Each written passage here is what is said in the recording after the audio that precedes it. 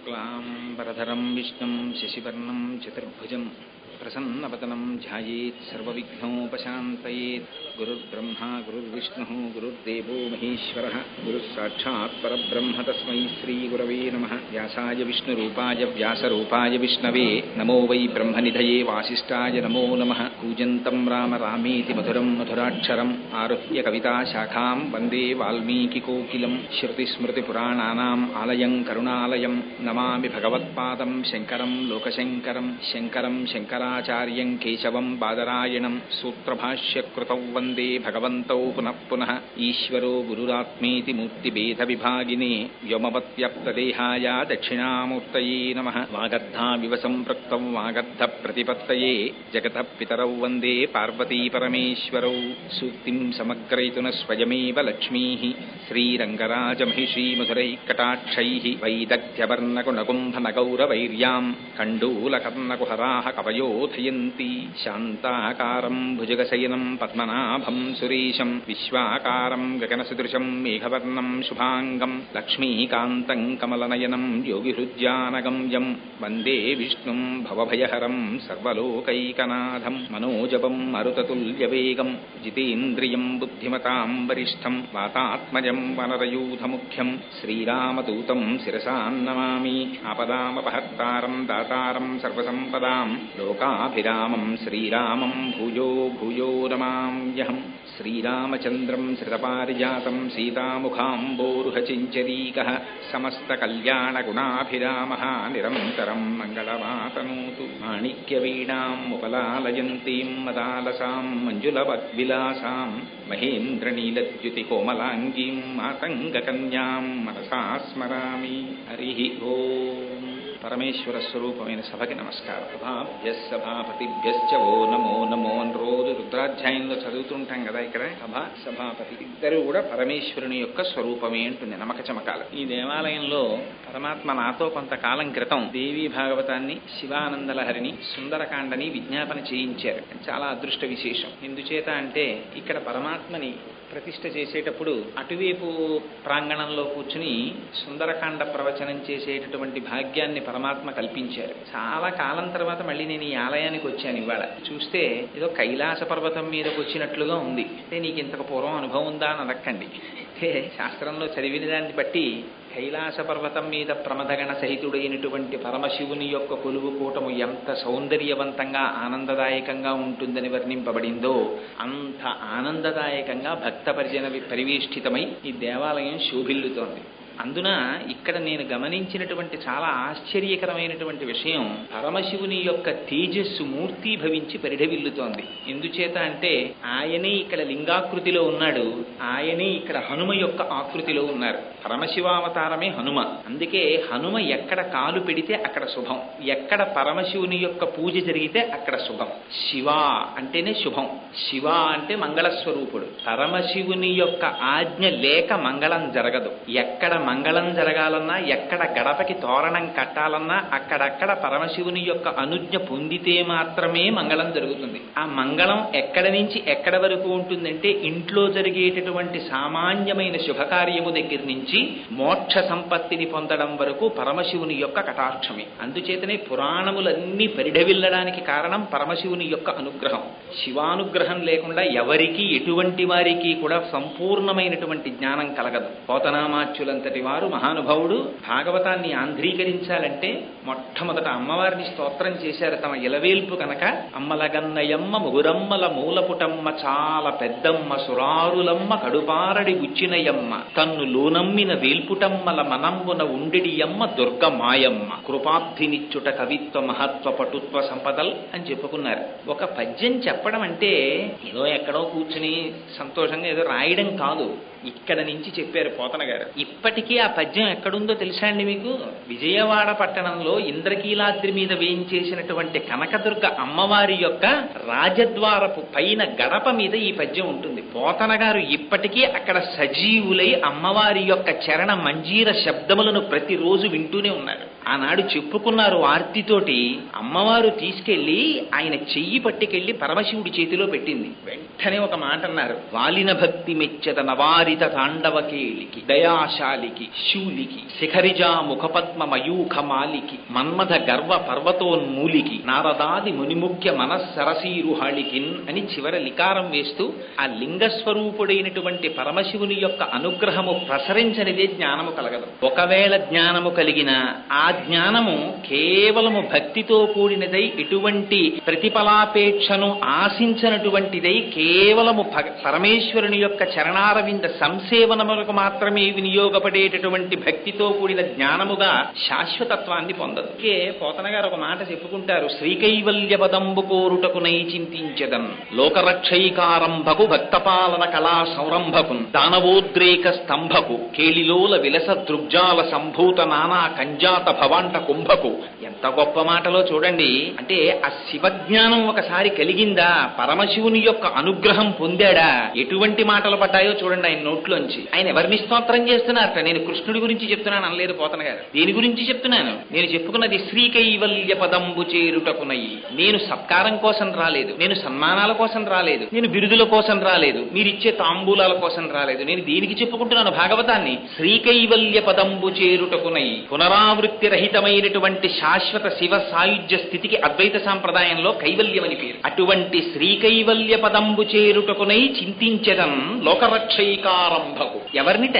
లోకరక్షణకి ఆరంభం ఎక్కడి నుంచి? లయమైపోయినటువంటి లోకాల్ని మళ్ళీ ఉత్పత్తి చేయడం దగ్గర నుంచి. అందుకని సృష్టికర్తగా కొనియాడుతున్నారు. లోకరక్షైకారంభకు భక్త పాలన కళా సంరంభకు స్థితికారుడిగా శ్రీ మహావిష్ణువుగా ప్రార్థన చేస్తున్నారు. కేళిలోల భక్తపాలన కళా సంరంభకు దానవోద్రేక స్తంభకు లయకారకుడైనటువంటి పరమశివుడిగా స్తోత్రం చేస్తున్నారు. కేళిలోల విలస దృగ్జాల సంభూత నానా కంజాత భవాండ కుంభకు బ్రహ్మసూత్రాన్ని రాశారు. కేవలం తన దృష్టి చేత సమస్త ప్రపంచాన్ని సృష్టించగలిగినటువంటి శక్తియుతుడైన పరబ్రహ్మం ఎవరున్నారో ఆయన మహానందాంగన ఢింబకుడు అన్నాడు. బాహ్యంలో మహానందాంగన అంటే నందుని యొక్క భార్య కుమారుడైనటువంటి కృష్ణుడు నిరతిశయ ఆనంద స్వరూపుడు. ఆంతరమునందు ఖడ్గమాలా స్తోత్రంలో అమ్మవారికి ఓ పేరుంది మహానందమయీ అని. ఆ మహానందాంగన యొక్క ఢింబకుడు. ఎందుకని? కరాంగుళి నఖోత్పన్న నారాయణ దశాకృతి.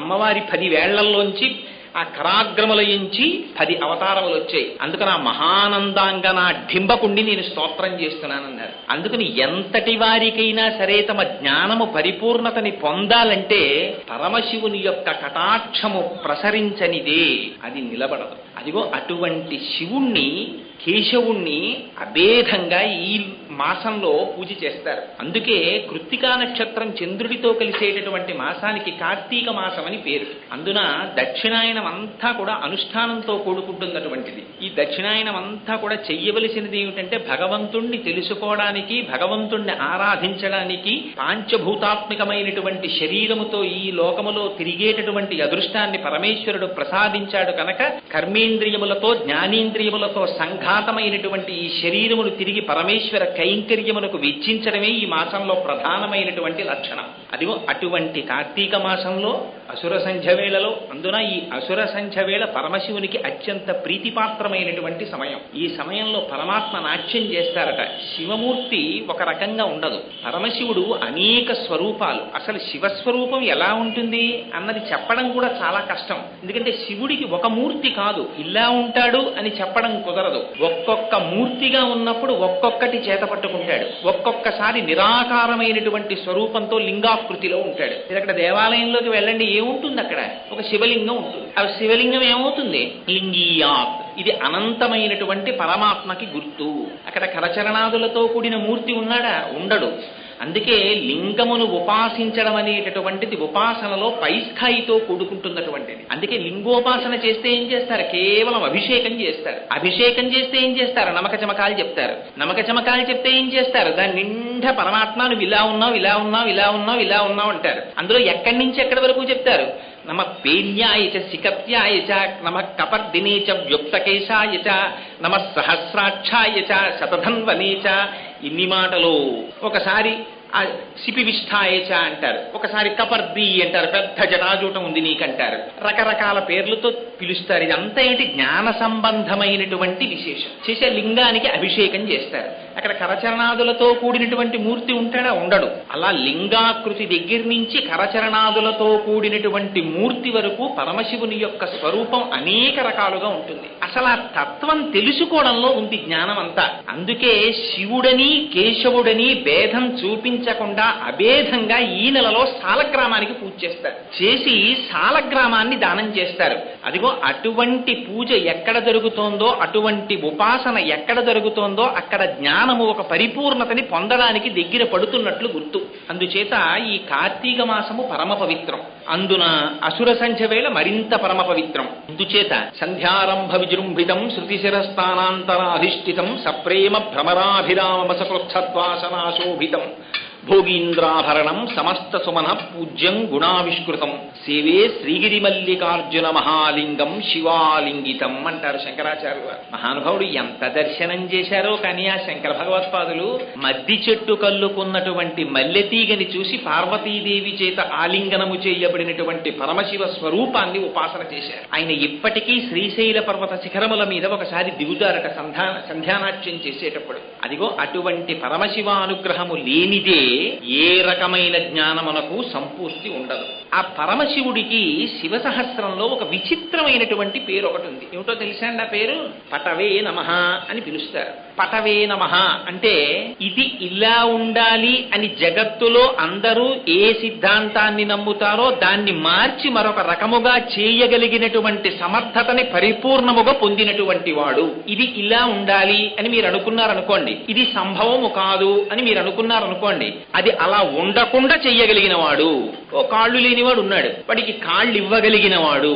ఒకడు మృత్యువుకి లోనయ్యాడు, వాడిని తిరిగి బ్రతికించగలిగిన వాడు. ప్రపంచంలో అందరికీ ఏమిటి నమ్మకం? ఒకసారి యమధర్మరాజు గారి పాశము మెడలో పడిందా ఇక వాడి జీవితము అక్కడితో సరి. అటువంటి యమధర్మరాజు యొక్క పాశము మెడలో పడితే చాలా జాగ్రత్తగా అర్థం చేసుకోవాలి చంద్రశేఖరాష్టకాన్ని. మార్కండేయ మహర్షి, పరమశివ నీ పాదములు పట్టుకుంటున్నాను, నన్ను ఈ మృత్యువు నుంచి విడిపించని స్తోత్రం చేయలేదు. ఆయన ఏమని స్తోత్రం చేశారు? చంద్రశేఖర చంద్రశేఖర చంద్రశేఖర పాహిమాం కిన్నో మృత్యు కరిష్యతి అన్నారు. నీ పాదములు పట్టి ఉండగా ఈ మృత్యువును నేను చెయ్యగలదని అడిగాడు ఆయన.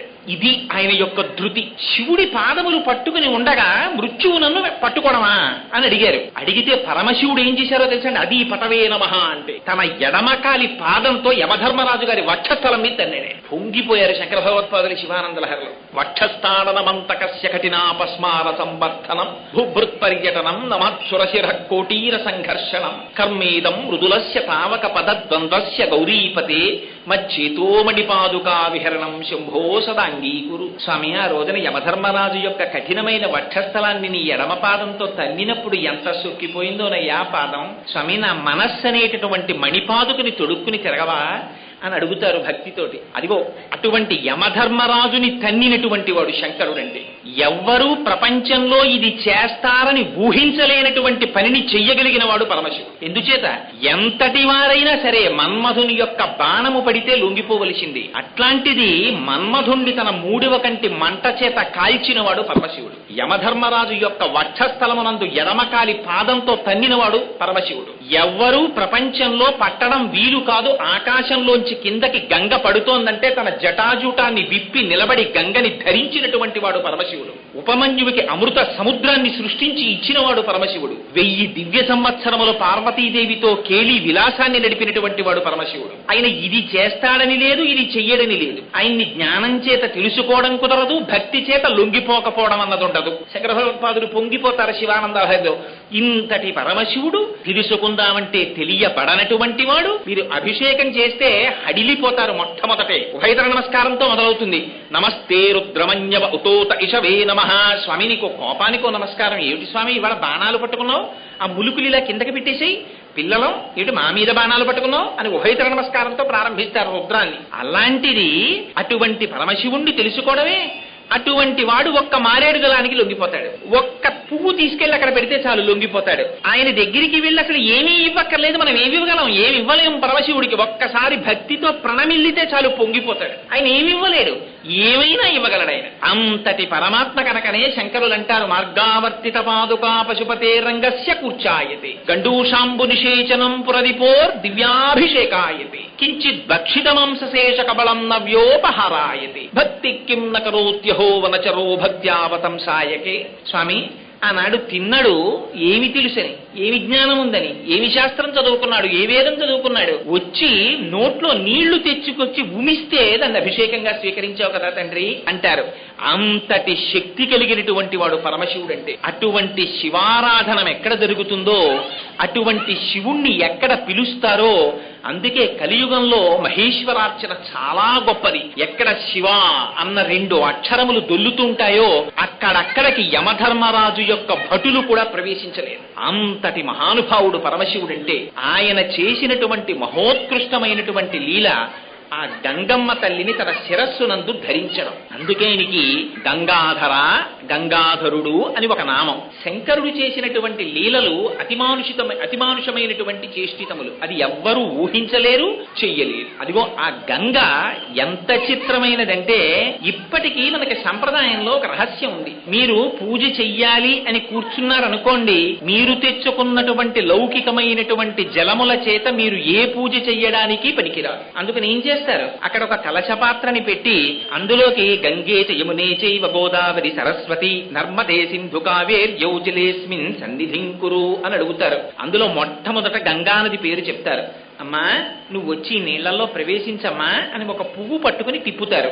దాని మీద చేతిని ఆచ్ఛాదిస్తారు. ఆ తర్వాత ఆ నీటిని తీసి ఏదో ఉమామహేశ్వర పూజార్థం దురితక్షయకారకాః కలశోదకేన దేవం ఆత్మానం పూజాద్రవ్యాణి చ సంప్రోక్ష్య అని ఆ నీళ్లు జల్లితే అప్పుడు పూజార్హత కలుగుతుంది. అంతటి శక్తివంతమైనటువంటి గంగానదిని మీరు తెచ్చుకున్న లౌకిక జలములలోకి ఆవాహన చేస్తే తప్ప ఆ నీటికి పవిత్రత ఏర్పడడం లేదంటే, ఇంకా తనంత తానుగా గంగ ఎంత పరమ పవిత్రమైనటువంటిది. ఆ గంగకి పవిత్రత ఎక్కడి నుంచి వచ్చింది? అంత పవిత్రత.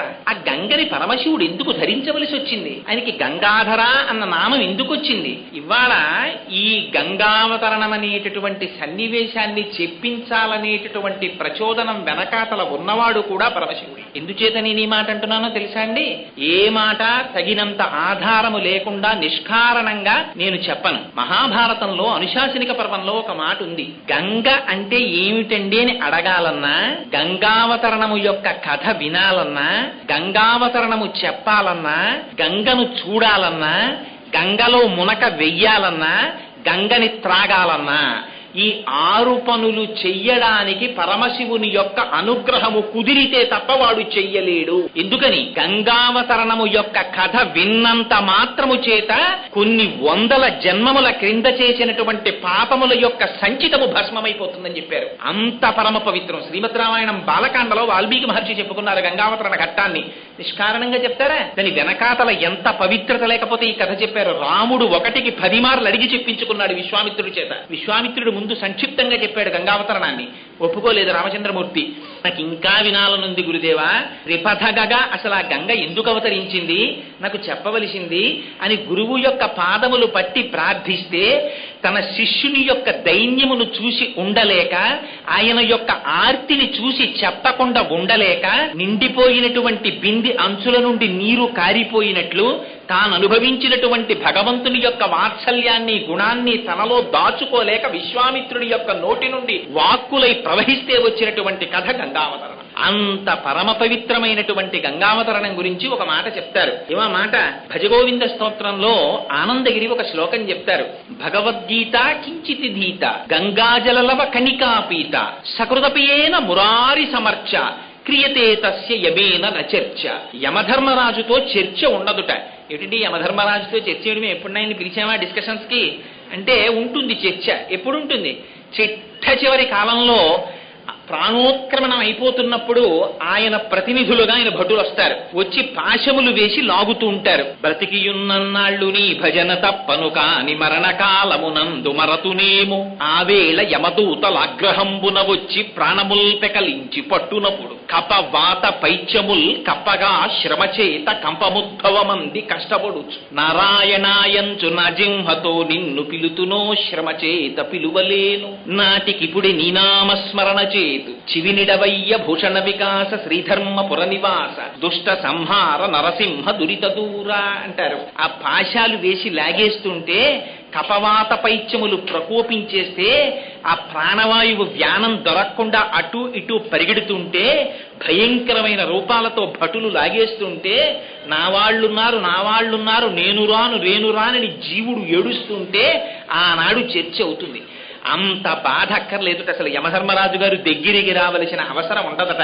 సాక్షాత్తుగా పార్వతీ పరమేశ్వరులొచ్చి దర్శనమిచ్చి ఓం త్రయంబకం యజామహే సుగంధిం పుష్టివర్ధనం ఉర్వారుకమివ బంధనాన్ మృత్యోర్ముక్షీయమామృతాత్ అంటుంది మృత్యుంజయ మహామంత్రం. పండిపోయిన దోసపండు ముచిక నుంచి విడిపోయినంత తేలికగా పాంచభౌతికమైనటువంటి శరీరములోంచి ప్రాణము విడువడి పరమాత్మ యొక్క పాద సన్నిధానమును చేరుకునేటటువంటి అనాయాస మరణము లభించాలంటే ఎక్కడెక్కడ భగవద్గీతలోని ఒక్క శ్లోకమును అర్థము చేసుకుని చదివి అనుష్ఠానము చేసిన గంగాజలలవ కణికాపీత ఒక్క గంగ చుక్క నోటిలోకి స్వీకరించిన క్రియతే తస్య మురా ఒక్కసారి జీవితంలో మురారి అంటే మురా అంటే రాక్షసిని సంహరించినటువంటి శ్రీ మహావిష్ణువు యొక్క అర్చనము చేసిన క్రియతే తస్య యమేన నచర్చ అటువంటి వారికి యమధర్మరాజుతో సంవాదం లేదుట. అందున పరమ పవిత్రమైనటువంటి కార్తీక మాసంలో అసుర సంఖ్య వేళలో పరమశివుడు అటుపక్కన హనుమ వెనక సుబ్రహ్మణ్యుడు ఇంతమంది మహాభాగవతులు కూర్చున్నటువంటి పరమ పవిత్ర ప్రాంగణంలో గంగావతరణ కథాఘట్టాన్ని వినడం అంటే అది శివానుగ్రహం లేకుండా జరిగే విషయమా, చెప్పడం జరిగే విషయమా? అందున పవిత్ర వృక్షములు అని ఈ మధ్య తిరుమల తిరుపతి దేవస్థానం వాళ్ళు ఒక పుస్తకాన్ని రిలీజ్ చేశారు. ఇలా ఎక్కడైనా రావి చెట్టు వేప చెట్టు ఒకదాని పక్కన ఒకటి నిలబడితే వేప చెట్టు పురుష స్వరూపం, రావి చెట్టు స్త్రీ స్వరూపం. ఈ రెండింటి పక్క నుంచి వచ్చేటటువంటి గాలి చేత సంతానమును పొందడానికి ప్రతిబంధకమైనటువంటి రోగము లోపల ఉన్నట్టయితే అటువంటి రోగమును విరిచెయ్యగలిగినటువంటి ఓషధీతతో కలిగినటువంటి గాలి ఆ కొమ్మల నుంచి వస్తుందిట. అందున క్రింద స్వామి సుబ్రహ్మణ్యుడుండగా పరమశివుడుండగా సాక్షాత్తుగా దేవతావృక్షములు ఇక్కడ నిలబడి ఉండగా అందున పరమశివుడికి హరికేశాయోపవీతినే పుష్టానాం పతయే నమో నమో అని పేరు. ఆయన ఆకుపచ్చటి ఆ చెట్లన్నీ ఆయన శిరోజములుగా ఉంటాయి. అటువంటి పరమ పవిత్ర ప్రాంగణంలో ఇవాళ గంగావతరణం అనేటటువంటి కథాఘట్టాన్ని చెప్పాలి అని మనం సంకల్పిస్తే అవుతుందా? శివానుగ్రహం ఉంటే ఆ స్వామి పలికించుగాక అని ప్రార్థన చేసి సరే ఇంతకన్నా ఇంట్రడక్షన్లోకి వెళ్తే సమయం అంతా దానికే సరిపోతుంది కనుక ఆ గంగావతరణ ఘట్టాన్ని ప్రస్తావన చేసే ప్రయత్నాన్ని చేస్తాను. శ్రీమద్ రామాయణంలో బాలకాండలో రామచంద్రమూర్తి తాటకా సంహారం చేసిన తరువాత విశ్వామిత్ర మహర్షితో కలిసి బయలుదేరి వెడుతున్నప్పుడు శోణానదీ తీరంలో కూర్చున్నప్పుడు అడిగారు, అసలు ఈ గంగ ఎందుకు అవతరించింది? ఈ గంగ స్వర్గలోకం నుంచి భూమి మీదకి ఎందుకు పడింది? అలా పడినప్పుడు వచ్చినటువంటి అవరోధములు ఏమిటి? ఎందుకు రావలసి వచ్చింది? నాకు ఈ కథాఘట్టాన్ని వివరించవలసింది అని అడిగారు. విశ్వామిత్ర మహర్షి సంక్షిప్తంగా ఆ కథని వర్ణించారు. కానీ రామచంద్రమూర్తికి తెలుసుకోవాలనేటటువంటి కుతూహలము పరిపూర్ణముగా ఉన్నవారు కనుక నాకు దీని చేత తృప్తి లేదు. ఈ గంగని త్రిపథగా అని పిలుస్తారు. అంటే ఆకాశములో ప్రవహించినప్పుడు మందాకిని, భూమి మీద ప్రవహించినప్పుడు భాగీరథి, పాతాళంలో ప్రవహించినప్పుడు భోగవతి అని 3 పేర్లు. అందుకని త్రిపథగా అంటారు. దానికి ఆ పేరెందుకు వచ్చింది నాకు చెప్పవలసింది అని అడిగారు. అడిగితే విశ్వామిత్ర మహర్షి దాన్ని పూర్వోత్తర భాగముల కింద 2 కింద చెప్పారు. ఎంత చిత్రం అంటే అసలు ఇది చెప్పవలసినటువంటి సమయం ఆసన్నమైనప్పుడు విశ్వామిత్ర మహర్షి నోటి వెంట అనుకోకుండా పక్క సర్గంలో 2 పరమాద్భుతమైనటువంటి విషయములు ప్రస్తావన చెయ్యబడ్డాయి. ఒకటి కందోత్పత్తి. సుబ్రహ్మణ్యేశ్వర స్వామి వారు ఎలా జన్మించారనేటటువంటి రహస్యాన్ని ముందు సర్గల్లో చెప్పారు. ఎందుకని హిమవంతుడనేటటువంటి పర్వతరాజుకి మేరువు యొక్క కుమార్తె అయినటువంటి మనోరమ భార్య. ఆ భార్యాభర్తలిద్దరికీ కూడా 2 కుమార్తెలు. పెద్ద కుమార్తె పేరు గంగ, రెండవ కుమార్తె పేరు ఉమ. రెండవ కుమార్తె అయినటువంటి ఉమ పరమశివుని గురించి ఘోరమైనటువంటి తపస్సు చేసి అపర్ణయై స్వామికి భార్య అయింది. అందుకని పార్వతీ పరమేశ్వరులు అయ్యారు వాళ్ళిద్దరు. పెద్ద కుమార్తె అయినటువంటి గంగ దేవతలు వచ్చి ప్రార్థన చేశారు హిమవంతుణ్ణి, మాకు దేవతా కార్య నిమిత్తమై ఈ గంగ మాకు కావలసినటువంటి అవసరం వచ్చింది, అందుకని మాతో పంపించమని. హిమవంతుడు అంగీకరించాడు. ఆనాడు గంగని దేవలోకానికి తీసుకుని వెళ్లారు దేవతలందరూ. అందుకని దేవలోకంలో ప్రవహిస్తుండేది గంగ. భూమి మీద కాని రసాతలంలో కాని అప్పటికి గంగా నది లేదు. అటువంటి పరిస్థితులలో ఒక విచిత్రమైనటువంటి సమయం ఆసన్నమైంది. అందులో అయోధ్య నగరాన్ని సగరుడనేటటువంటి ఒక మహారాజు పరిపాలిస్తూ ఉండేవారు. ఆయన పేరే సగరుడు. గరం అంటే విషం, విషము లోపల ఉన్నవాడు కాబట్టి సగరుడని పేరు. అదేంటంటే విషం లోపల ఎందుకుంది అంటే ఆ వంశంలో ఒక విచిత్రమైనటువంటి విషయం జరిగింది. అసితుడు అని సగరుని యొక్క తండ్రి. ఆయన హిమాలయ పర్వత ప్రాంతములలో కూర్చుని భృగు మహర్షి యొక్క ఆ ప్రశ్రవణం మీద కూర్చుని తపస్సు చేసుకుంటున్నటువంటి సమయంలో ఆ రాజు యొక్క 2 భార్యలు గర్భవతులయ్యారు. కానీ పెద్ద భార్య రెండవ భార్యకి కుమారుడు జన్మించకూడదనేటటువంటి ఆక్రోశంతో విషాన్ని పెట్టింది. ఈ విషయం తెలియనటువంటి ఈ రెండవ భార్య వెళ్లి భృగు మహర్షి యొక్క పాదముల మీద పడి వేడుకుంది. భృగు మహర్షి త్రికాలవేది కనుక ఆమె కడుపులో పెరుగుతున్నటువంటి పిండములు సంహరించడానికి విషప్రయోగము జరిగిందని గుర్తించి అమ్మాయికి అపారవంతమైన తేజోవంతుడు కీర్తివంతుడు అయినటువంటి కుమారుడు జన్మిస్తాడు, కానీ విషముతో జన్మిస్తాడు కాబట్టి గరముతో కూడినవాడు కనుక సగరుడవుతాడని పేరు పెట్టారు. అదిగో ఆ సగరుడు అయోధ్య నగరాన్ని పరిపాలిస్తున్నాడు. ఆయనకి 2 భార్యలు. మొదటి భార్య పేరు కేశిని. ఆవిడ గొప్ప ధర్మశాస్త్రం తెలుసున్నటువంటి వ్యక్తి, మహాపతివ్రత, సాధ్వి. రెండవ భార్య పేరు సుమతి. ఈవిడ గరుత్మంతుని యొక్క సోదరి అంటారు. ఈ 2 భార్యలలో రెండవ భార్య అయినటువంటి సుమతి అపారమైనటువంటి సౌందర్య రాశి. చాలా జాగ్రత్తగా కథాగమనాన్ని మనం అర్థం చేసుకోవాలి. పెద్ద భార్య ధర్మశాస్త్రమునందు ప్రవీణురాలు, గొప్ప ప్రవర్తన కలిగినది. రెండవ భార్య సౌందర్య రాశి. ఒకరు ధర్మమునకు పెద్దపీట, ఒకరు బాహ్య సౌందర్యమునకు పెద్దపీట. 2 రాజుకి భార్యలు. కానీ అసలు భార్యని స్వీకరించడం అనేటటువంటిది శాస్త్రంలో దేనికి అంటే పుత్ర సంతానమును పొందుట కొరకు. అందుకని సచేల స్నానం చేస్తాడు. రఘువంశంలో కాళిదాస మహాకవి చెప్తారు, రఘుమహారాజు గారు భార్యతో కలిసి ఎందుకు జీవితం చేశారు అంటే కుమారుణ్ణి పొందుట కొరకు అన్నారు. అందుకని అటువంటి పుత్ర సంతానమును పొందుట కొరకు 2 భార్యలను స్వీకరించినప్పటికీ కూడా సగర చక్రవర్తికి సంతానం కలగలేదు. కొంతకాలం యవ్వనం గడుస్తున్నంతసేపు భార్యలతోడి వ్యామోహముతో కూడిన జీవితము జరిగిపోతుంది. కానీ కొంతకాలము గడిచిన తరువాత అదే కాలము మార్పు తీసుకొస్తుంది. అందుకే వ్యాస భగవానుడు దేవీ భాగవతంలో అంటాడు, కాలోహి బలవాన్ కర్త సతతం సుఖదుఃఖయోహో నరాణాం పరతంత్రాణం పుణ్యపాపానుయోగతః. కాలం చాలా బలవత్తరమైనటువంటిది. అదే పుణ్యపాపాలకు ఫలితాన్ని ఇస్తుంది. ఇవాళ సంతోషంగా ఉంటుంది, వేరొక రోజున ఇవాళ చాలా సంతోషంగా ఉంటుందని నిద్రలేస్తాడు, చాలా దుఃఖంతో నడుస్తుంది. ఈవిడ ఎలా ఎందుకు నడుస్తుంది? నరాణాం పరతంత్రాణం, మనం చెయ్యగలిగినది ఏం లేదు. కాలోహి బలవాన్ కర్త, కాలం నడిపిస్తుంది. ఆ కాలచక్ర పరిభ్రమణంలో సగర చక్రవర్తికి ఆర్తి కలిగింది. అయ్యో నాకు బిడ్డలు కలగలేదు, నా వంశం నిలబట్టం లేదు, రాజ్యాన్ని నా తదనంతరం పరిపాలన చేసేవాడు ఎవరు అని. ఆనాడు ఏదైనా ఇబ్బంది వస్తే వెంటనే రాజులు చేసినటువంటి పని పరమేశ్వరుని యొక్క పాదములు పట్టుకునేవారు, పెద్దలైనటువంటి మహర్షుల యొక్క పాదములు పట్టి పూజ చేసేవారు. అందుకని వెంటనే హిమవత్ పర్వతానికి చేరుకున్నాడు. అక్కడ భృగు ప్రశ్రవణము అనేటటువంటి ఒక పర్వతం మీద కూర్చుని అపారమైనటువంటి తపస్సు చేశాడు 100 సంవత్సరాలు. భృగు మహర్షి గొప్ప ధర్మవేత్త. ఆయన ప్రీతి చెందారు. ప్రీతి చెంది మహారాజు గారి దగ్గరికి వచ్చి అడిగారు, సగర నీకు అపారమైనటువంటి తేజస్సు కీర్తి కలగాలని ఆశీర్వచనం చేస్తున్నాను. దీనితో పాటుగా నీ 2 భార్యలలో ఒకరికి వంశకరుడైన కుమారుడు జన్మిస్తాడు. ఆ మాటలు చూడండి ఎలా ప్రయోగిస్తారో. ఒకరికి వంశకరుడైన కుమారుడు. వంశకరుడంటే వాడి వలన వంశము వంశము వంశము వంశము నడుస్తుంది అలా ముందుకి. కొడుకులు కొడుకులకి కొడుకులు కొడుకులకి కొడుకులు, మనవలు మనవలకి మునిమనవలు అలా నడుస్తూ వెడుతుంటుంది, అది చూడాలి తండ్రి. అలా ఎంతమందిని చూస్తే అది మహదైశ్వర్యం. తండ్రికి మహదైశ్వర్యం ఏది అంటే తన వంశము యొక్క ఉన్నతిని తాను చూసుకోవడం. అందుకని నీకు వంశకరుడైనటువంటి కుమారుడు ఒక భార్యకి జన్మిస్తాడు. మహోత్సాహవంతులైనటువంటి 60,000 మంది కుమారులు ఒక భార్యకి జన్మిస్తారు అంతే చెప్పాడు భృగువు. కానీ ఆర్తి పెరిగిపోయింది ఇద్దరు భార్యలకి. ఎవరికి 60,000 మంది కుమారులు పుడతారు, ఎవరికి వంశకరుడైన కుమారుడు పుడతాడని ఇద్దరు గభాలన లేచి అడిగారు భృగువుని, మహానుభావ మాలో ఎవరికి వంశకరుడైన కుమారుడు జన్మిస్తాడు, ఎవరికి 60,000 మంది సంతానం జన్మిస్తారు? ఆయన ధర్మవేత్త, ఆయన ఎందుకు నిర్ణయం చెయ్యాలి?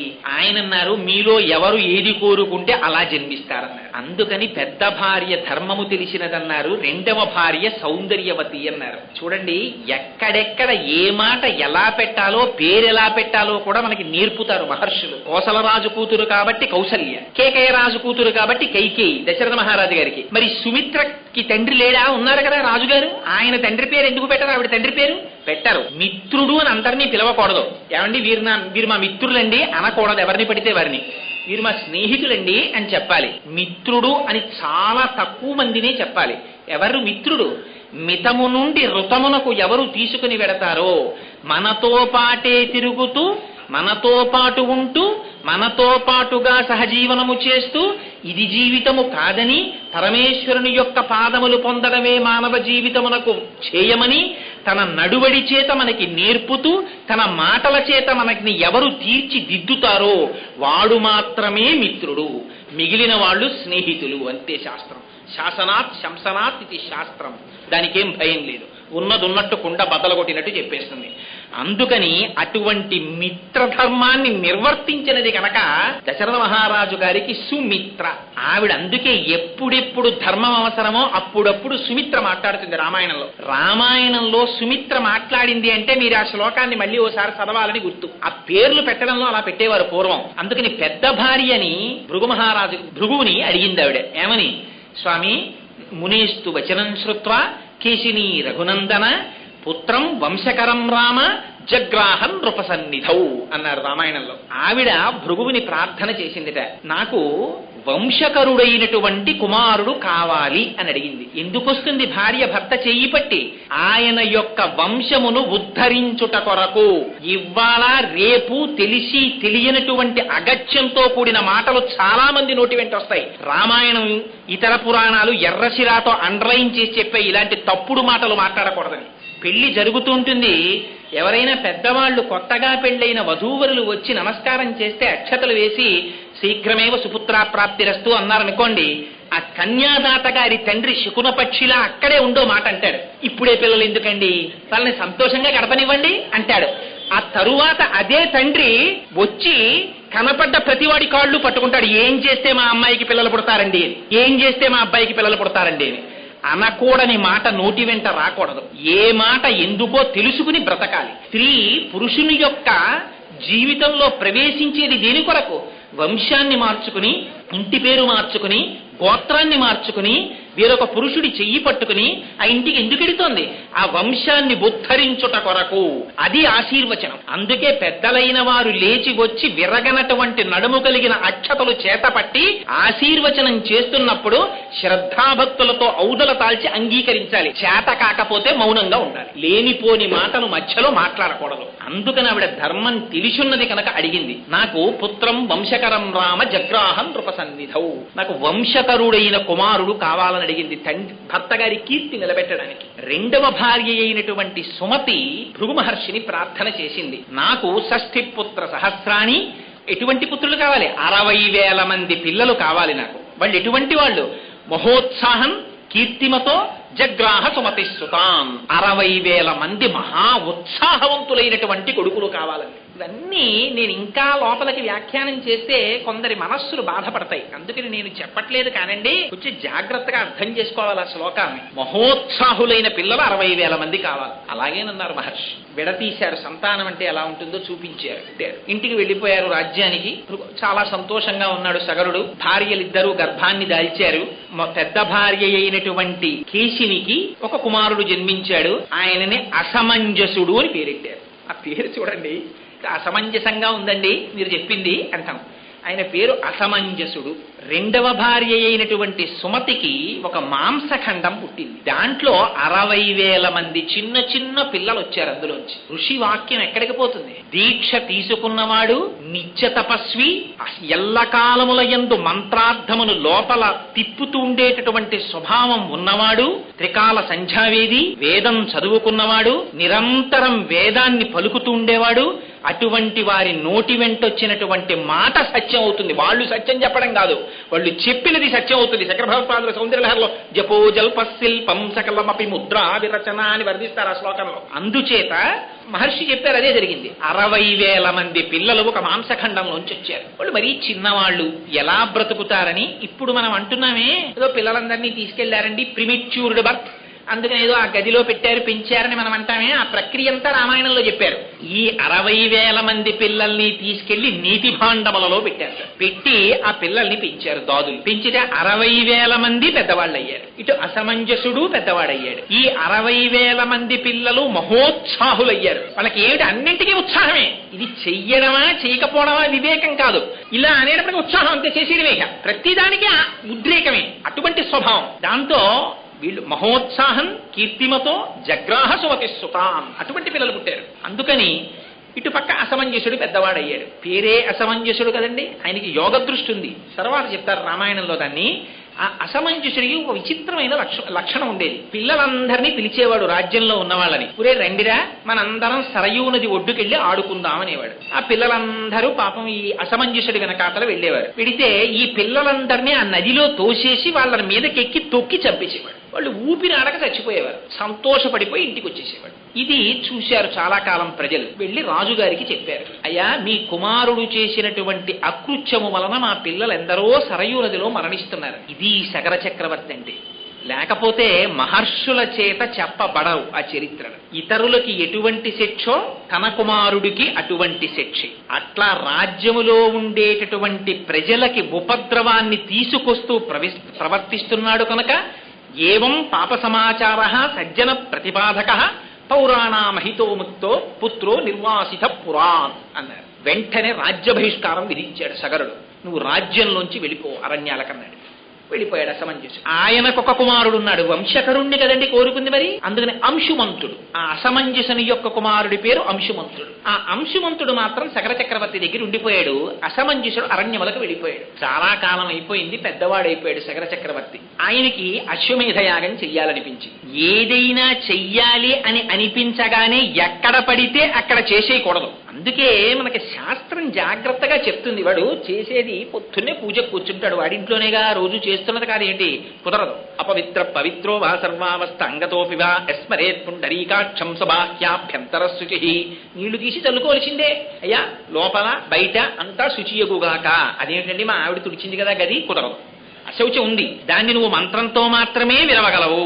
మా ఇంట్లో భూతాలు ప్రేతాలు రావండి, హనుమవి పెద్ద పెద్ద విగ్రహాలు పెట్టాం, కుదరదు. ఉత్తిష్టంతు భూత పిశాచాః ఏతే భూమి భారకాః చెప్పవలసిందే, దాంతో పాటు వస్తాయి. అందుకని శాస్త్రం అలాగే మాట్లాడింది. అందుచేత వంశకరుడైనటువంటి కొడుకు కనుక అంశుమంతుడు ఉన్నాడు. ఆ అంశుమంతుడితో అశ్వమేధ యాగం చేయాలంటే ఎక్కడ చెయ్యాలని ఆలోచించాడు. ఎక్కడ పడితే ఎక్కడ, ఏది పడితే అది చెయ్యడం కుదరదు. అందుకని అవతల హిమవత్ పర్వతానికి ఇవతల వింధ్య పర్వతానికి మధ్యలో ఉన్న ప్రదేశాన్ని ఆర్యావర్తము అంటారు. అది యజ్ఞభూమి, పరమ పవిత్రమైనటువంటి భూమి. జటావల్లభుల పురుషోత్తం గారు మహానుభావుడు వ్యాఖ్యానం చేశారు ధర్మమంజరిలో.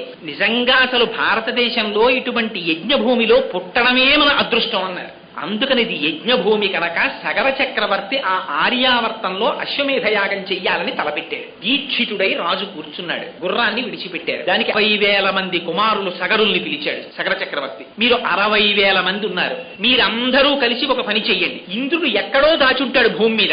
60,000 యోజనముల విస్తీర్ణము కలిగినటువంటి ఈ భూమండలాంతంతటినీ కూడా మీరు ఒక్కొక్కరు ఒక్కొక్క యోజనం చొప్పున వెతికేయండి. ఎలా వెతికేస్తారో తెలుసా? యోజనాయామ విస్తారమేకైకోధరణీతలం వివిధ పురుష వ్యాఘ్ర వజ్రస్పర్శ సమైర్నఖైహి అన్నాడు. అలా ఇలా వెతకడం కాదు, మీ గోళ్లు వజ్రాల్లో ఉంటాయి. ఒక్కొక్కడు ఒక్కొక్క యోజనం భూమిని మట్టినంతటినీ పెళ్లగించేయండి. నాగళ్లు పెట్టి తవ్వేయండి, గుణపాలు పెట్టి చీల్చేయండి. ఎక్కడ దాచాడో వెతికి గుర్రాన్ని పట్టండి. మొత్తం భూమండలం వెతికేయండి, బయలుదేరండి అన్నాడు. 60,000 మంది బయలుదేరారు తండ్రి శాసనానికి. యోజనాయామ విస్తారమేకైకోధరణీతలం భూమినంతటినీ చీల్చేస్తున్నారు, గుణపాలు పెట్టి తవ్వేస్తున్నారు, గోళ్లతో విచ్చేస్తున్నారు. ఇది చూశారట దేవతలు. చూసి దేవతలందరూ పరుగు పరుగున బ్రహ్మగారి దగ్గరికి వెళ్ళారట. ఎందుకంటే వాళ్ళు అలా చేస్తే వీళ్ళు వెళ్ళడం ఎందుకు అంటే మనం చాలా జాగ్రత్తగా గుర్తు పెట్టుకోవాలి ఈ రహస్యాలు. కొందరికి ఒక అలవాటు ఉంటుంది, వాడు ఉట్టినే కూర్చుంటాడు, తృణములను గిల్లేస్తూ ఉంటాడు.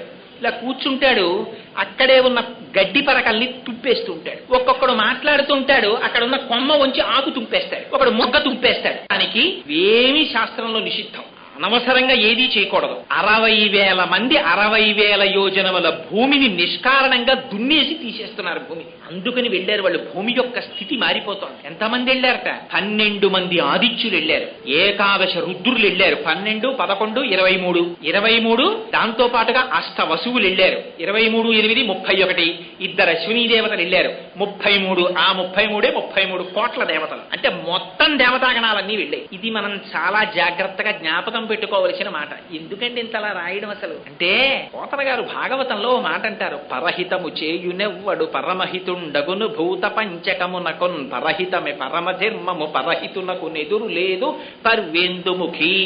పంచభూతముల చేత మనం బ్రతుకుతూ ఉంటాం. అటువంటి పంచభూతములను నిష్కారణముగా ఎవడు హింసిస్తాడో వాడు కూడా ఆ పంచభూతముల చేతనే బాధింపబడతాడు. పొద్దున్నే ప్యాసింజర్ ఎక్కుతారు, చక్క చల్లటి గాలేస్తుంటుంది. ఇలా కిటికీ అద్దం విప్పి అమ్మయ్య ఇంత సస్యకేదారాల సరసగాంధారాలు అని దాని మించొచ్చే గాలి పీలుస్తూ వెడుతుంటే గభాలన నోట్లో పెట్టుకుని శ్వేతకాష్ఠాన్ని వెలిగిస్తాడు ఒకడు. అంతే, దాంట్లోంచి ఎక్కడ లేని పొగ. నువ్వు అన్నం తిన్నావా అని అడగడు ఎదురువాడిని, నువ్వు మంచినీళ్లు తాగావా అని అడగడు, నువ్వు కాఫీ తాగావా అని అడగడు.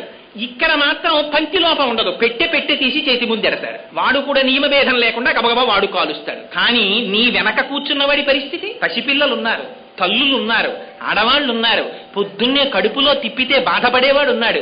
నీ నోట్లోకి పీల్చి నువ్వు వదిలిన ఎంగిలి గాలి వాడు పీల్చాలా? నీకు వాకాటి పాండురంగారావు గారికి విశాఖపట్నం పోర్టు ట్రస్ట్ కారు ఇస్తే deputy director information public relations గా ఉండగా నా సాటి భారతీయుడు రోడ్డు మీద వెడుతూ ఉండగా నేను కారులో కూర్చుని దాంట్లో ఉన్నటువంటి పెట్రోల్ ని పొగగా మార్చి వాడి నాసాపుటముల మీదకి పొగని జిమ్మేటటువంటి అధికారం నాకు ఎవడిచ్చాడు? నేను నడిచొస్తాను, నాకు కారక్కర్లేదన్నారు. అటువంటి మహాపురుషులు నడిచిన గడ్డ ఇది. అంచాగే నైకే అమృతత్వ మానసు. నిష్కారణంగా దేని జోలికి వెళ్ళకూడదు. అందుకని దేవతలు పరిగెత్తారు బ్రహ్మగారి దగ్గరికి. ఏమి ఇలా చేస్తున్నారు వీళ్ళందరని అడిగారు. అడిగితే ఆయన అన్నాడు, కాపిలం రూపమాస్థాయ ధారయత్యనిశం ధరాం తస్య కోపాగ్నినా దగ్ధ ఈ సగరాత్మజాహ. మీరేం బెంగ పెట్టుకోకండాయా, ఇదిగో చూశారా కపిల మహర్షి రూపంలో ఇవాళ ఈ భూమండలాన్నంతటినీ కూడా వాసుదేవుడు కాపాడుతున్నాడు. ఆయన తపిస్తున్నాడు ఇప్పుడు పాతాళ లోకంలో. ఇలాంటి దుష్కృత్యములు చేసినటువంటి వారి పట్ల పరమాత్మ యొక్క ఆగ్రహము ఏదో ఒకనాడు ప్రసరిస్తుంది. ఆ ప్రసరించిన నాడు భస్మరాశి కృతా సర్వే, వాళ్ళందరూ కూడా బూడిద రాసులైపోతారు. అటువంటి చేటుకాలం దాపురిస్తుంది. వాళ్ళు అల్పాయుర్దాయము కలిగిన వారు నిష్కారణముగా పంచభూతముల జోలికి వెళ్ళారు కాబట్టి వాళ్ళ ఆయుర్దాయం క్షీణించిపోతోంది. విధి అలా నిర్ణయించింది. అందుకని మీరు బెంగ పెట్టుకోకండి, వెళ్ళిపోండి అన్నాడు. వెళ్ళిపోయారు దేవతలందరూ. వీళ్ళు భూమినంతటినీ దున్నేశారు. తండ్రి గారి దగ్గరికి పరిగెత్తారు. నాన్నగారు 60,000 యోజనముల భూమండలాన్నంతటినీ కూడా వజ్రస్పర్శ సమయర్ణకై గోళ్లతో చీల్చేశాం, ఎక్కడా గుర్రం కనపడలేదన్నారు. ఆయన అన్నాడు, రే నేను దీక్షితుడై ఉన్నాను, నేను లేచి రాకూడదు, మీరు అలా ఊరుకోకండి, ఈ భూమినంతటినీ చీల్చేయండి, తవ్వేసేయండి, గోతులు పెట్టేసేయండి, పాతాళ లోకానికి వెళ్ళిపోండి. ఆ రసాతలంలో ఎక్కడో దాచి ఉంచాడు ఇంద్రుడు ఈ గుర్రాన్ని, అక్కడి నుంచి తీసుకురండి అన్నాడు. అలాగేనన్నారు. మళ్ళీ బయలుదేరి ఆ భూమండలాన్నంతటినీ కూడా చీల్చేస్తున్నారట. చీల్చి గోతులు తవ్వి లోపలికి వెళ్ళారు. సాగరుని యొక్క కుమారులైన సాగరుల చేత తరవబడినటువంటి గోతులలోకి తర్వాత కాలంలో వచ్చి నిలబడినటువంటి నీటికే సాగరములని పేరు. ఆ తవ్వి వాళ్ళు లోపలికి వెడుతుంటే రాక్షసులు, నాగులు, పన్నగములు, దేవతలు, మనుష్యులు ఎందరో అడ్డొచ్చారు. అందరినీ సంహరించి లోపలికి వెళ్ళిపోయారు. వెళ్ళిపోతుంటే వాళ్ళు మొట్టమొదట తూర్పు దిక్కుకు వెళ్ళారట. తూర్పు దిక్కుకు వెళ్ళేసరికి అక్కడ విరూపాక్షం అని ఒక బ్రహ్మాండమైనటువంటి ఏనుగు కనపడింది. ఆ విరూపాక్షం అనేటటువంటి ఏనుగు ధారయంతం మహీతలం, అది తన కుంభస్థలం మీద పెట్టుకుని తూర్పు దిక్కునున్నటువంటి భూమినంతటి మోస్తుంటుంది. దానికి ఒక్కొక్కసారి ఆ పైన కుంభస్థలం నెప్పిడితే దాన్ని కదుపుతుంది. ఇలాగా ఆ కదిపినప్పుడు అటువైపుకి భూకంపాలు వస్తాయని రాశారు రామాయణంలో. ఆ దిశ అక్కడ చూశారు దాన్ని. విరూపాక్షం ఆ ఏనుగుని చూశారు, దానికి ప్రదక్షిణం చేశారు, అటువైపు నుంచి తిరిగారు, తిరిగి దక్షిణ దిక్కుకు వచ్చారు. ఆ దక్షిణ దిక్కుకు వచ్చేటప్పటికీ అక్కడ సుమహత్ పర్వతోపమా అక్కడ ఇంకొక ఏనుగు కనపడింది. దాని పేరు ఆ మహాపద్మం, దాని పేరు మహాపద్మము అన్నారు. మహాపద్మం మహాత్మానం సుమహత్ పర్వతోపమా. ఆ ఏనుగు కూడా దక్షిణ దిక్కున ఉండేటటువంటి భూమిని తల మీద భరిస్తోంది. దానికి ప్రదక్షిణం చేశారు, అక్కడి నుంచి తిరిగారు, పశ్చిమ దిక్కుకు వచ్చారు. వచ్చేటప్పటికీ సౌమనసం అనేటటువంటి ఇంకొక ఏనుగు కనపడింది, దానికి ప్రదక్షిణం చేశారు, దానికి నమస్కారం చేశారు. అది కూడా ధారయంతం మహీమిమాం భూమండలాన్నంతటినీ మోస్తోంది. అక్కడి నుంచి ఉత్తర దిక్కుకు వచ్చారు. భద్రం అని ఇంకొక ఏనుగు కనపడింది. భద్రం భద్రేన వపుషో ధారయంతం మహీమిమాం, అది కూడా భూమిని మోస్తోంది 4 దిక్కుల. ఉత్తర దిక్కునున్నటువంటి ఏనుగు దగ్గరికి వచ్చారు, అక్కడా కనపడలేదు గుర్రం. పాతాళ లోకానికి చుట్టూ చూసేశారు, ఈశాన్య దిక్కుకు వెళ్ళారు.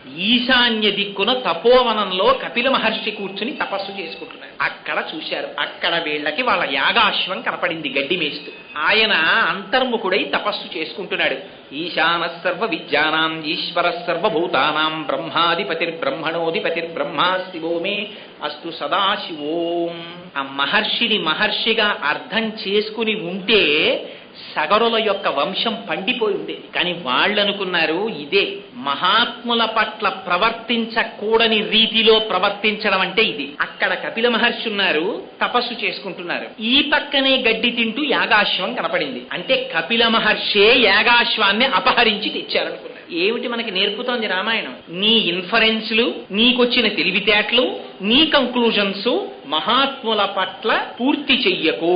నీకేదో కొంత జ్ఞానం ఉందని, వారు ఎక్కడో కనపడ్డారని వెంటనే వారికి పేరు పెట్టేసి వారికి ఏదో తేడాగా నిర్ణయాలు చేసేసి నువ్వు తీర్పులు చెప్పకు. లేనిపోని ఉపద్రవాలు వస్తాయి.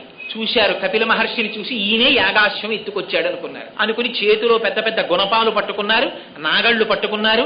ఆ చేతులతోటి దుర్మార్గుడు ఈ కపిల మహర్షిని హింసించండి అని చెప్పి ఆయన మీదకెళ్లి పడిపోదామని పరిగెడుతున్నారు 60,000 మంది. చూశారు.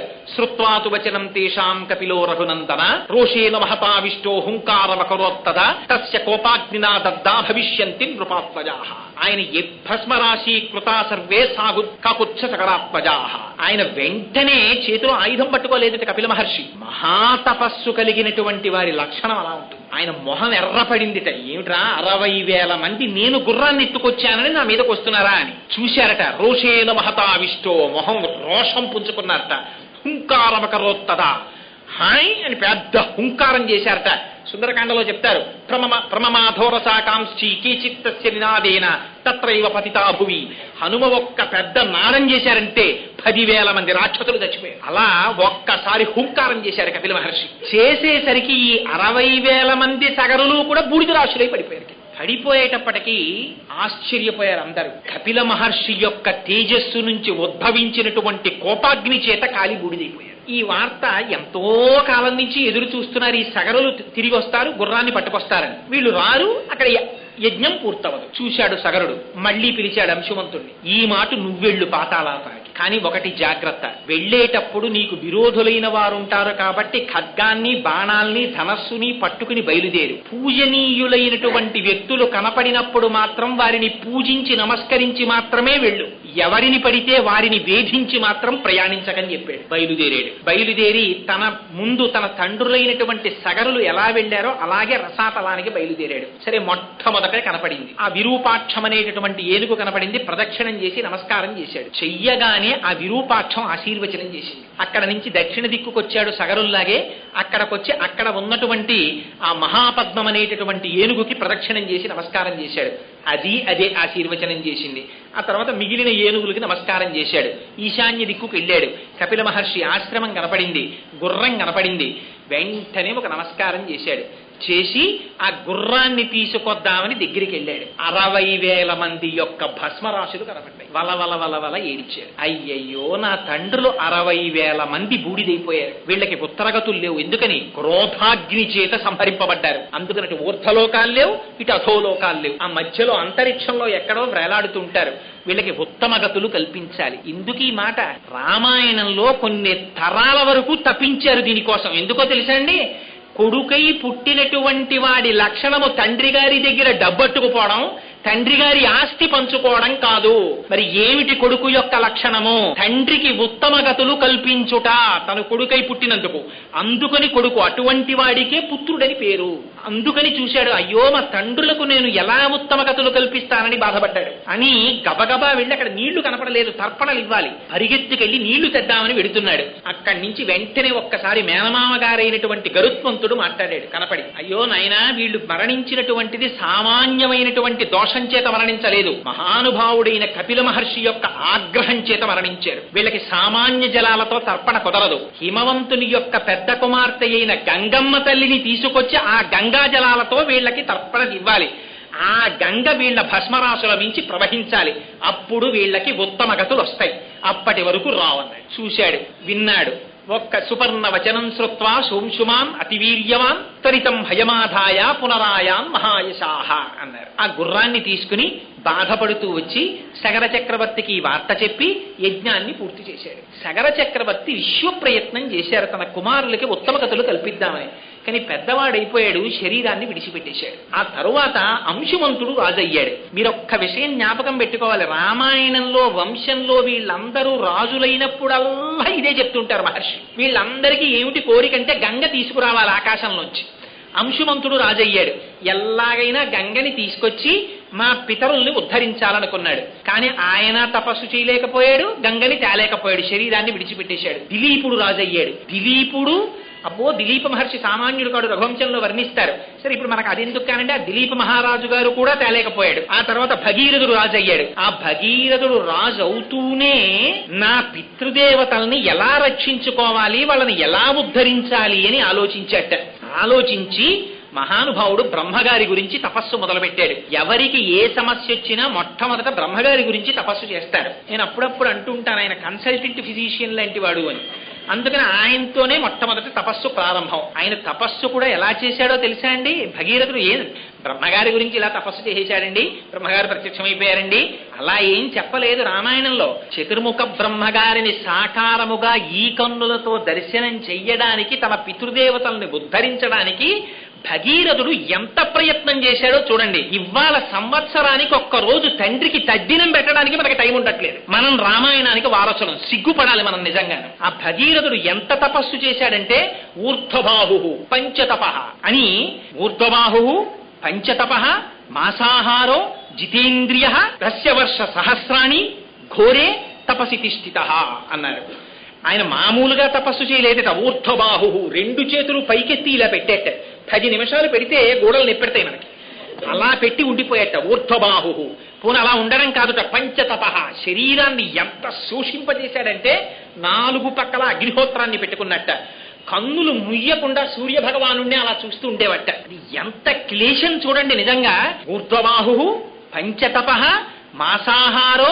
పోనీ ఇలా ఉండడానికి ఏమంటే కాళ్ళు నెప్పెడతాయని బి కాంప్లెక్స్ మాత్రలు వేసుకోవడం, ఆ ఛాంబర్ ఏసీ చేసుకోవడం ఇలాంటివేం లేవు. అలా ఉన్నప్పుడు మాసాహారో, నెలకొక్కసారి మాత్రమే ఆహారం తినేవట. ఇది కూడా పోనీ ఇంత బాధపడుతున్నాడని ఇక్కడ గోడ నెప్పెడుతోందని తెలియడం, కళ్ళల్లోంచి నీళ్లు వస్తున్నాయని తెలియడం, ఇవేం కాదుట. జితేంద్రియ. ఆ మాటలు చూడండి, వాల్మీకి మహర్షి వేసినవి. దేవీ భాగవతంలో వ్యాసుడు అంటాడు, ఇంద్రియాణి బలిష్టాని ననియుక్తాని మానద. ఏమిటో నువ్వు ఇన్ని కబుర్లు చెప్తావు, అక్కడికి వెళ్ళిపోయానండి, ఇక్కడికి వెళ్ళిపోయానండి, అచ్చేసానండి, ఇచ్చేసానండి అని చెప్తావు. ఏది నీ కన్ను చూడకూడదన్నదాన్ని చూడకుండా ఆపు చూస్తాను, చూడలేవు. ఇంద్రియాణి బలిష్టాని ననియుక్తాని మానద. భ్రమన్ సర్వతీర్థేషు స్నాత్వా స్నాత్వా పునః పునః నిర్మలన్న మనోయావత్ తావత్ సర్వం నిరర్థకం అంటాడు. ఎందుకురా ఎన్ని తీర్థాలు తిరిగితే ఏం సుఖంరా? నీ మనస్సును నువ్వు నిగ్రహించలేకపోతున్నావు. లోకములన్నయున్ గెలిచినాడ ఇంద్రియానీకము చిత్తమున్ గెలువనేరవు. నిన్ను నిబద్దు చేయు భీషణ శత్రులార్గుల ప్రభిన్నుల చేసిన ప్రాణికోటిలో నీకు విరోధి లేడపడు నిర్పున చూడుము ధనవేశ్వర అంటాడు ప్రహ్లాదుడు హిరణ్యకశిపుడితో భాగవతంలో.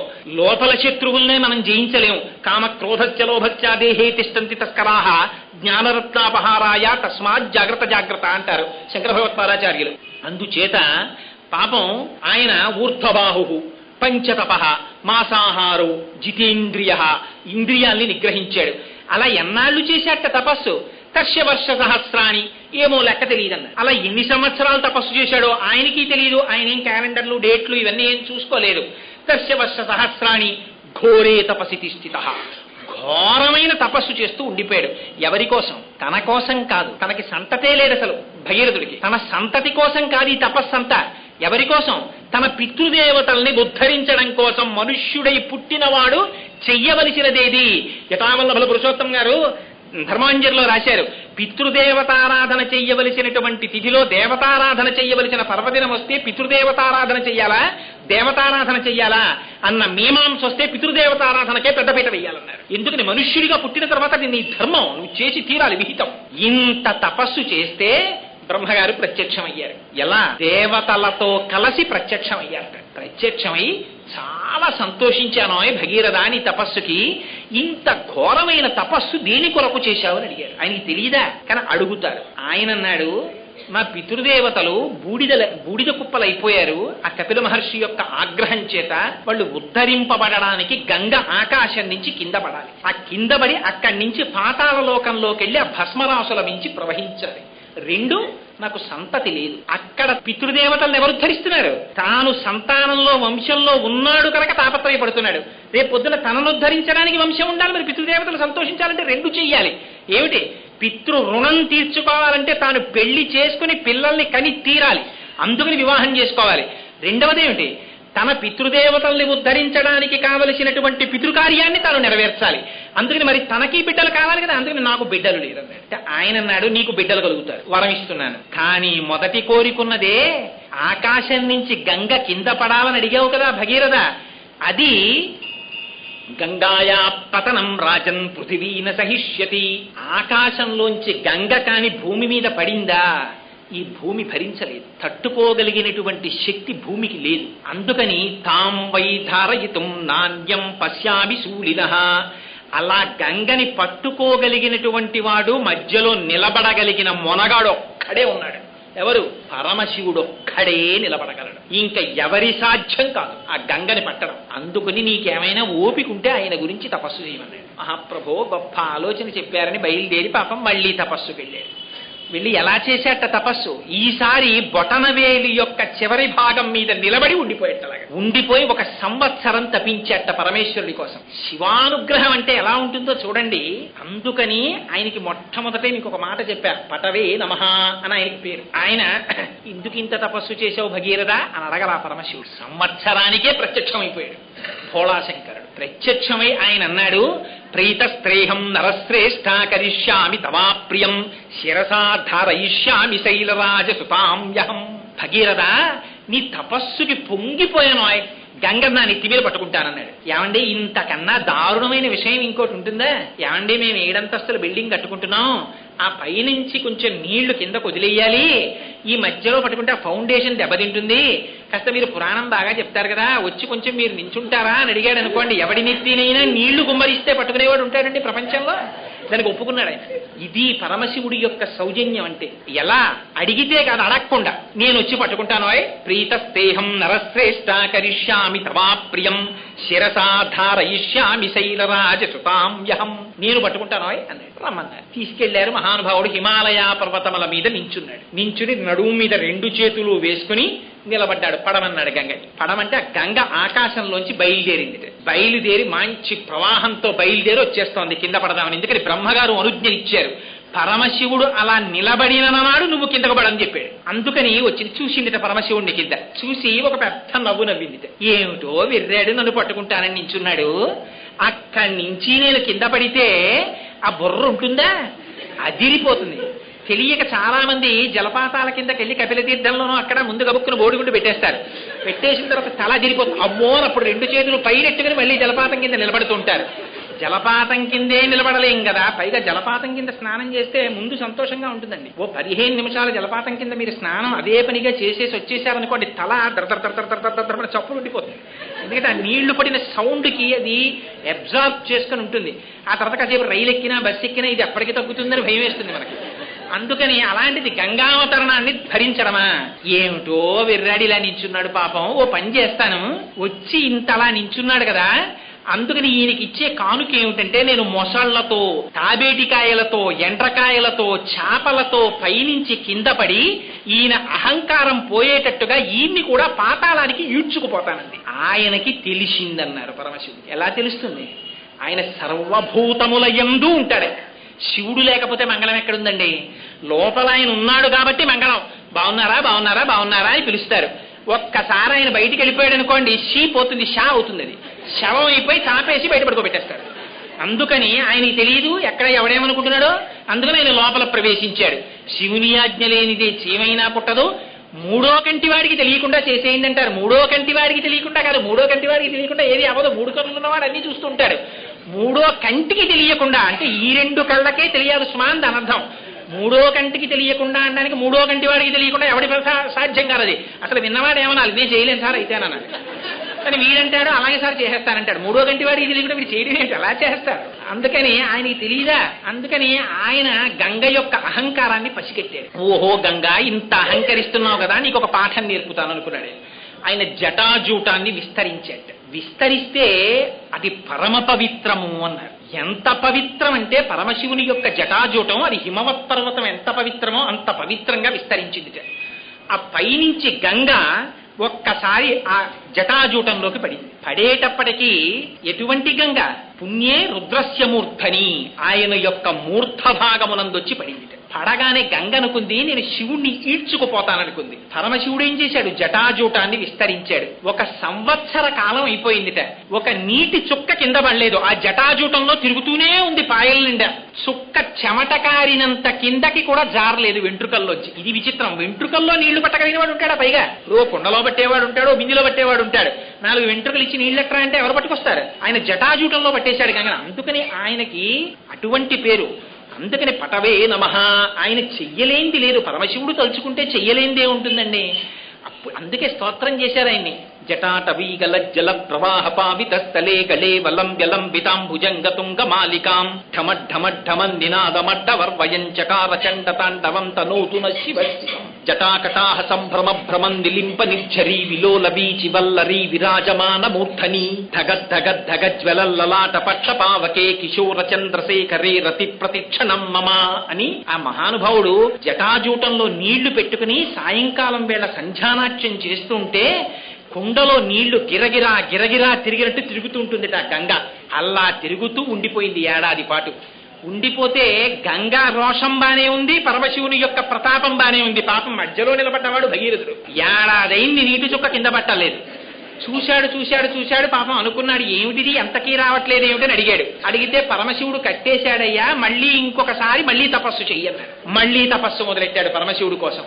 స్వామి ఆ గంగ రోషానికి పోతే పోయింది, అదేమిటి స్వామి అలా కట్టేశారు, మా పితరుల్ని ఎప్పటికి ఉద్ధరిస్తారు, విడిచిపెట్టండి స్వామి అన్నాడు. సా కదం చిన్మహీం గంతుం న శక్నోద్యస్తమాస్థిత నైవ నిర్గమనం లేబే జటామండలమోహిత. ఆ జటాజూటంలో ఉండిపోయినటువంటి గంగటండి ఎప్పుడైతే పరమశివుడు మార్గం ఇచ్చాడో అది కూడా ఎక్కడ పడేటట్టు వదిలిపెట్టాట? హిమాలయ పర్వతాల మీద బ్రహ్మగారి చేత నిర్మింపబడినటువంటి బిందు సరోవరంలో పడేటట్టుగా వదిలిపెట్టాట. వదిలిపెట్టేటప్పటికి అక్కడి నుంచి గంగ కింద పడిపోతుంటే గగనా శంకర స్థిత తతో ధరణిమాశ్రిత వ్యసర్పత జలంతత్ర తీవ్ర శబ్ద పురస్కృతం. అది ఎలా పడిందిట? పడేటప్పుడు మొసళ్లతో పడిపోయింది, ఎండ్రకాయలతో పడిపోయింది, చేపలతో పడిపోయింది, పావులతో పడిపోయింది. ఒక చోట బ్రహ్మాండమైనటువంటి శబ్దం, ఒక చోట ఒడులు, ఒక చోట సుడులు, ఒక చోట బ్రహ్మాండమైనటువంటి నురుగు, ఒక చోట వంకర్లు తిరుగుతోంది, ఒక చోట మెల్లగా పారుతోంది, ఒక చోట చూసేటప్పటికే ఒళ్ళు భయం వేసేంత శబ్దంతో పడిపోతోంది. అలా గంగ ఆ జటాజూటంలోంచి కింద పడిపోతోంది. చూసిన వాడికే ఇంత భయం అయితే ఎంత భయం! ఎంత గొప్ప శ్లోకం రాశారో తెలుసా అండి వాల్మీకి మహర్షి అక్కడ. తత్ర దేవా సగంధర్వా వసుధా తలవాసినః భవాంగపతితంతో యం పవిత్రమితి పస్పృశు. చూశారట ఇలా పంపులు రాక రాక రాక రాక పంపు వచ్చిందనుకోండి, ఇంకా పంపు కుస్ కుస్ అంటుంటేనే బిందెట్టేసినట్టు ఆ జటాజూటంలోంచి పడిపోతున్నటువంటి గంగ ప్రవాహం కింద బుర్ర పెట్టలేమని తెలుసు. తెలిసిన అమ్మో ఇది భవాంగపతితంతో యం పరమశివుని యొక్క శరీరమును తాకి కిందకొస్తోంది, ఎంత అదృష్టం రా, దీంట్లో స్నానం చేయకపోతే ఎలా అని గబగబా వచ్చి అక్కడ స్నానం చేయడం కుదరదు కనుక గభాల నీటిని బట్టి శిరస్సును కలుగుని తాగేసేస్తారు. ఎందుకని? భవాంగపతితంతో యం, ఇంకో పేరు పెట్ల శివాంగపతితంతో యమల భవ. లింగపురాణం అంటుంది సంజీవనం సమస్తస్య జగత సలిలాత్మిక భవ ఇత్యుచ్యతే మూర్తిర్భవస్య పరమాత్మనః. ఈ ప్రపంచమంతటా బతికి ఉంచడం కోసం పరమేశ్వరుడు నీళ్లు కింద మారుతాట. అందుకే ఆ నీళ్లంత విచిత్రం. మీరు హైడ్రోజన్ చూడండి కాల్చేస్తుంది, ఆక్సిజన్ చూడండి కాల్చేస్తుంది. ఈ హైడ్రోజన్ 2 పాళ్ళు, ఆక్సిజన్ 1 పాళ్ళు తీసుకురండి నీరైపోతుంది. 2 కాల్చేవి కలిపి నీరెలా అయింది? ఇది పరమేశ్వర శాసనం అంటే. అలా ఆ గంగ పడిపోతుంటే వాళ్ళందరూ మహాపాపాలు చేసి ఊర్ధ్వలోకాల నుంచి కింద పడిపోయిన వాళ్ళందరూ గబగబా వెళ్లి గంగలో స్నానం చేశారట. చెయ్యగానే వాళ్ళ పాపాలన్నీ పటాపంచలైపోయి తిరిగి మళ్ళీ ఊర్ధ్వలోకాలకు వెళ్ళిపోయారట. ఆనాడు గంగలో స్నానం చేసి పవిత్రం కానివాడు లేట. ఎందుకని గంగకింత పవిత్రం వచ్చింది? మిగిలినటువంటి నీళ్లు ఏవైనా గంగ నామం చెప్తే పవిత్రం అవుతాయి. గంగ తనంత తానుగా పవిత్రం. ఎందుచేత పవిత్రం? వాల్మీకి మహర్షి చెప్పారు, భవాంగపతి తంతోయం పవిత్రమితి పస్పృశు. ఆ స్వామి యొక్క శరీరమును తాకి కింద పడింది కాబట్టి పవిత్రం. అందుకే స్వామసూత్రాన్ని కాలుతో దాటడానికి భయపడతారు. ఆ శివాభిషేకం ఏమండి, పుట్టకూడని నక్షత్రంలో పిల్ల పుట్టింది ఏం చేయమంటారు? రుద్రాభిషేకం చేసుకో. ఏమండి, జాతకంలో రాకూడని గ్రహస్థితి వచ్చింది ఏం చేయమంటారు? రుద్రాభిషేకం చేసుకో. దేనికైనా రుద్రాభిషేకం విరుగుడు. ఆ పరమశివుడే విరుగుడు. ఆయన ఒక్కడే త్రిశూలం పట్టుకుని నిలబడితే ఆయన శాసనాన్ని కాదనగలిగినటువంటి వాడు లేడు చరాచర ప్రపంచంలో. శ్రీశైలే స్వర్ణశృంగే మణిగణ రచితే కల్పవృక్షాలి సీతే స్ఫీతే సంవర్ణ రత్న స్ఫురిత నవగృహే దివ్యపీఠే శుభార్హే ఆసీన సోమచూఢ సకృణనయన సంగరస్మేరవక్త్ర శంభుశ్రీ భ్రమరీశ ప్రకటిత విభవో దేవతా సార్వభౌమ అంటారు. ఆయన దేవతలకందరికీ సార్వభౌముడు. ఆయన శాసనానికి ఎదురు లేదు. అటువంటి వాడు కనుక అలా గంగని విడిచిపెట్టాట. రంగ తుంగ తరంగ సంఘములతో రంజిల్లు ఘోషంబుతో బంగారంబగు పొంగుతో నురగతో పువ్వాట తుంపర్లతో భంగుల్ సల్పుచు జంఘలించుతన భోభాగము నుండి జారం గంగమ్మను దల్చితే శరమునన్ రంజిల్లుతున్ శంకర అంటారు. ఆ నురగలతోటి ఆ తుంపర్లతోటి ఆ గంగ తగిలి కింద పడిపోతుంటే ఒళ్ళు తుడుచుకున్న బట్ట ఎలా తడిగా ఉంటుందో అలాంటి తడితో ఆయన జటాజూట ఉంటుందిట. అందుకని ఆయనకి కపర్ది అని పేరు. ఆ జటాజూటానికి నమస్కారం చేస్తే చాలట తీర్థయాత్రల్లో వచ్చే ప్రతిబంధకాలు రాకుండా యాత్ర పూర్తి. అటువంటి జటాజూటం ఉన్నవాడు పరమశివుడు. అక్కడ నుంచి బయలుదేరి కింద పడింది గంగ. ముందు ఆయన వెళ్ళిపోతున్నాడు. యథా భగీరథో రాజాతతో గంగా యశస్విని. ఆ ముందు భగీరథుడు రథం మీద వెళ్ళిపోతున్నాడు. ఆ వెనకాతలే గంగ కూడా వెళ్ళిపోతుంది. ఆయన ఎటు దారి చూపిస్తే అటు వెళ్ళిపోతోంది. ఆ భగీరథుడు జిహ్ను మహర్షి ఆశ్రమం పక్క నుంచి వెళ్ళిపోయాడు. వెళ్ళిపోయేటప్పటికి గంగ మామూలుగా వెళ్ళిపోతుందా? ఆయన అంటే మామూలుగా వెళ్ళిపోతాడు రథంతో. అపారమైనటువంటి వేగంతో వెనకాతల ప్రవహిస్తూ వచ్చేసింది. వచ్చి జిహ్ను మహర్షి యొక్క ఆశ్రమాన్ని ముంచెత్తేటప్పటికీ ఆశ్రమం కొట్టుకుపోయింది. చూశారు మహర్షి, ఏమే గంగా, ఎంత అహంకారం, నా ఆశ్రమాన్ని తుడిచిపెడతావా? చూడు ఏం చేస్తాను అని తన అరచేతిలోకి తీసుకుని గంగను తాగేశాడు. తాగేసేటప్పటికి చుక్క గంగ లేదు. పాపం భగీరథుడు ముందెళ్ళిపోతున్నాడు, వెనకాతల చప్పుడు ఆగిపోయింది. వెనక్కి తిరిగి చూస్తే గంగ లేదు. ఏమిటి ఇది అల్లరే మళ్ళీ వెనక్కి వచ్చాడు. దేవతలు వీళ్ళందరూ స్నానం చేస్తున్న వాళ్ళు హడిలిపోయి గబగబాదికి వచ్చేశారు. ఇది తపోశక్తి అంటే. ఇంత పరమశివుని యొక్క శరీరమునకు తగిలి వచ్చినటువంటి గంగని పుక్కిట పట్టి తాగేశాడు జోడు. తాగేస్తే వచ్చేన పాదముల మీద పడ్డాడు. స్వామి, ఏదో గంగ రోషానికి పోయింది, అది నీటి ధర్మం ముంచెత్తింది. అంత మాత్రం చేత నన్ను కరుణించండి, నా పితృదేవతలు ఉద్ధరింపబడాలి, మీరు విడిచిపెట్టండి అన్నాడు. అయితే నీ కోసం విడిచిపెట్టేస్తున్నాను అన్నారు. ఇది ఉత్తమే క్షణకోపస్యా మధ్యమే ఘటికాత్వయం అథమే స్యాదహోరాత్రం పాపిష్టే మరణాంతక. ఎప్పుడైనా గుర్తుపెట్టుకోండి, వాడి ఎలాంటి వాడో ఎలా తెలుసుకోవచ్చో తెలుసా అండి? అస్తమానం కనపడినప్పుడల్లా 1973లో వాడు అలా చేసి ఉండకపోతేనండి అని వాడు అంటున్నాడు అనుకోండి, వాడు పాపిష్టే మరణాంతక.